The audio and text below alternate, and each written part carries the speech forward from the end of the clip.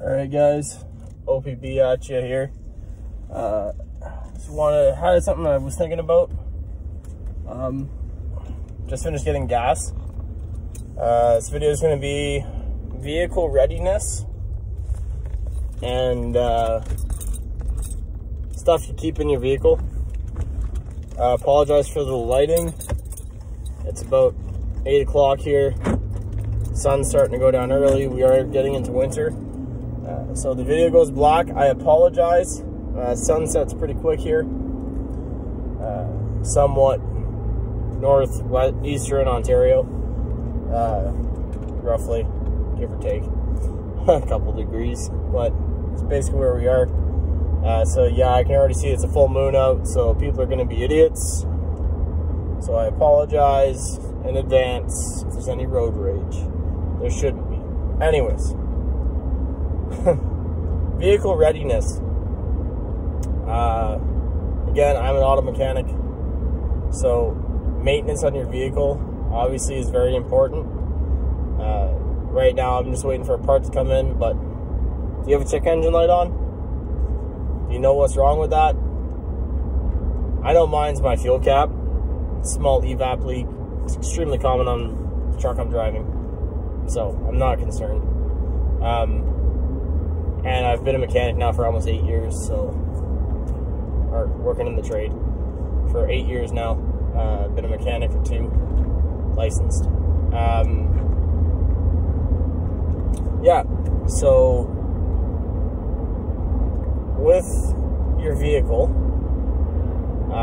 if there's anything wrong with it, fix it.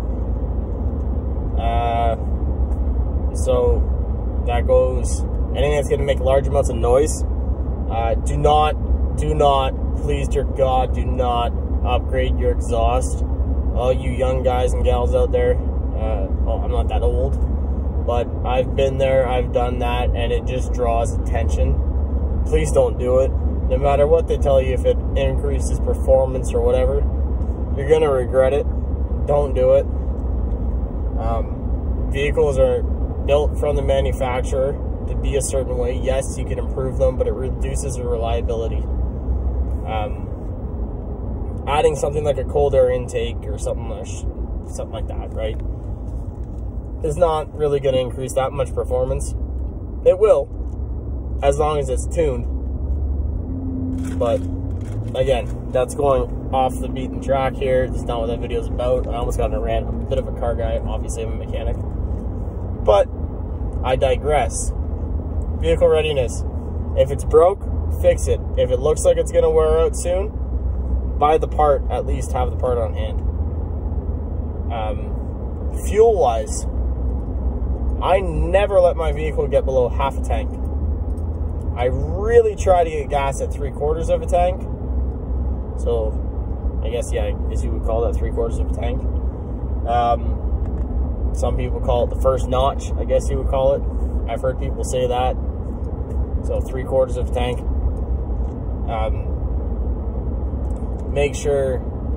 I'd like to make sure I don't get below 3/4 of a tank. That way I know I have at least, my truck can go 600 kilometers.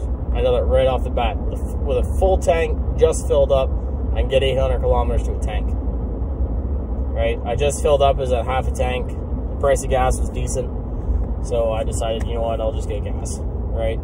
I was going to wait. I know later on it's going to be cheaper, but I drove past the gas station anyways, so may as well get it now.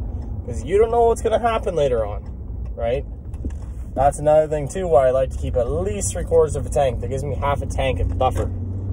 Right? And as I said, look, the video's starting to go black. I apologize. If it needs to be, I'll turn on the dome light, but I really don't feel like driving with that on. Tends to draw a little bit of attention from cops. I don't know why. It's not even illegal. But it is what it is. If the video goes black, I will turn it on. I don't really have that much further distance to go until I get where I'm going anyways. Okay. It's things you keep in your vehicle. I tend to keep at least 3 liters of water per seat. Personally. That's just something I do. Underneath the back seats in my truck, there's this little, I guess you call it like bucket area. On one side of that, sorry, on both sides, so one on one side, one on the other, there's a case of water, a buddy bag, which is just a Rothco sling bag, kind of, tactical sling pack, I think that's what they call it, tactical messenger bag, something along those lines, I can't remember. Anyways, it works well. You can keep your 5 C's in there, so your essentials,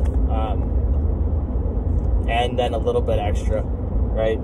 You can keep a little bit extra. If I know somebody who I drive with frequently has medication or whatever, I'll stuff it in one and I'll put a colored zip tie that's designated to them on it. So like your parents or whatever, right? If you drive with people that require medication, make sure you have a little bit of medication for them. It doesn't really take much. You can go to your doctor and you can get an extra prescription. Especially with what's going on now, I've noticed they don't really care. Whatever keeps you out of their office the most is what they'll do for you, right? Because limited contact and all that, yada schmata. So now's the time to do that if you want to do it. Water.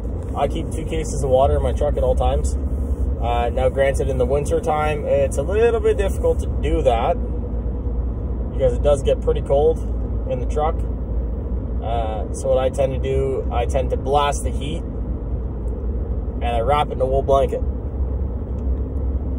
It still freezes, but not crazy fast. So basically, I can get through the 8-hour workday without it freezing most of the time. 8, 9, 10-hour, whatever work day, without it freezing. It'll be cold, there'll be ice crystals in it, but it won't be frozen solid, which is bad if you keep it in plastic, is to freeze water bottles, or so I've read. I could be wrong on that, okay? Don't hold me accountable for that one. Take everything with a grain of salt, obviously. Food-wise, yeah, people sometimes keep MREs in their vehicle.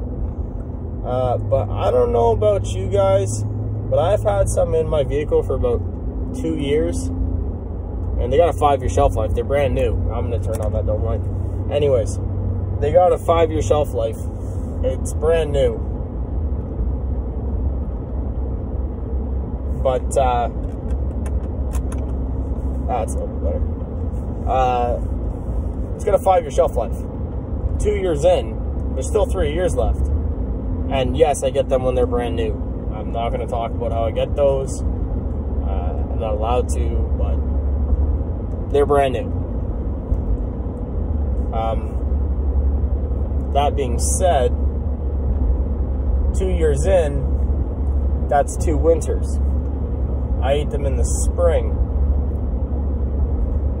And after 2 years, they weren't good anymore.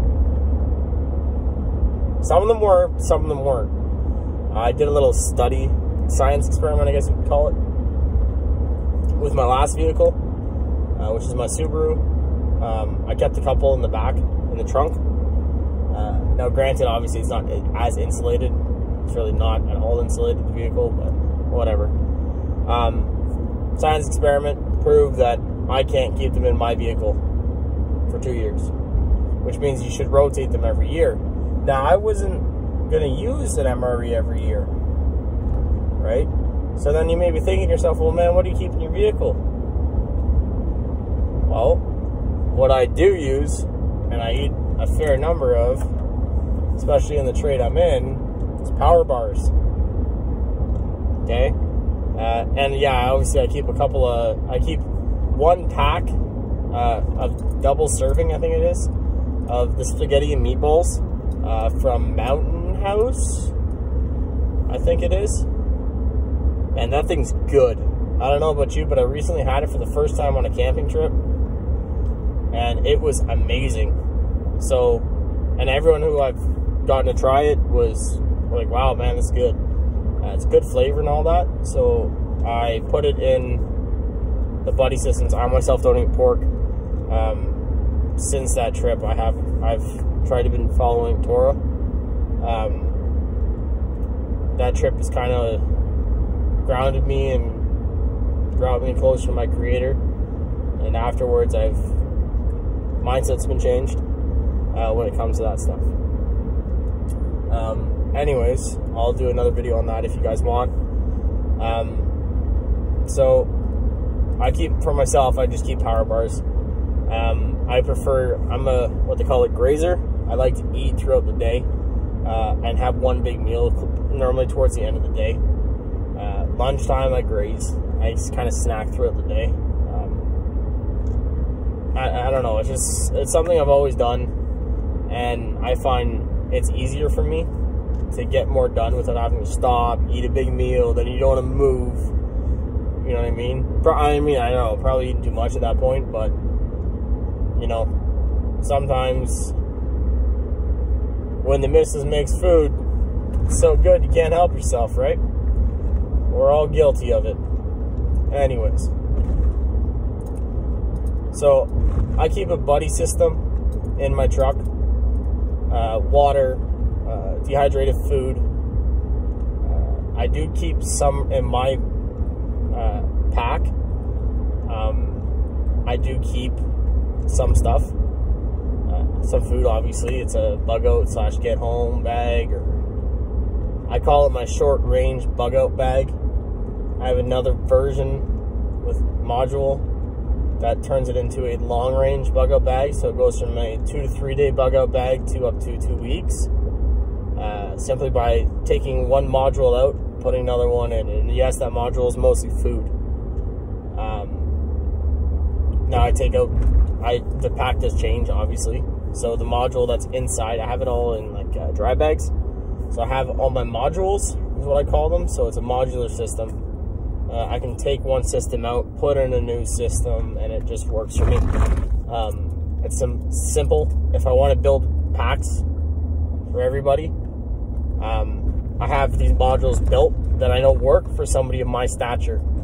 And I have other people who have tested different modules that I put together, and it works for them. So I know I color code and all that. I like keeping stuff organized. So everyone has their own system. It works good for everybody. Their system works. They've used their system and they agree with it. If there's anything that they specifically need changed, they make sure that they change it, right? So, that being said, I keep something like that in my vehicle for everybody. Even strangers. You never know when you got your buddies from work in the truck and, hey bud, this thing just went down, and, well, get the hell out of my truck. I'll see you if I see you. I'm not going to do that to them, right? I'm going to take care of them. So I do have a little bit. They got kids. They got families, right? I got what I call the guest bag, I guess you could call it. Now, I normally only have 2 or 3 people in here. I only work with 6 or 7 other guys.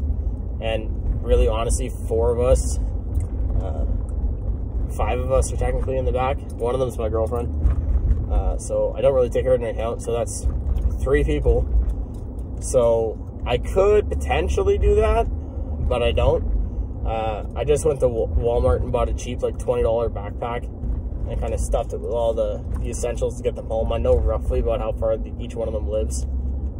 Well, I know where they live, so if needs be, I could always drive them home. But if, for example, say my vehicle becomes inoperable for some reason, I can give them that kit.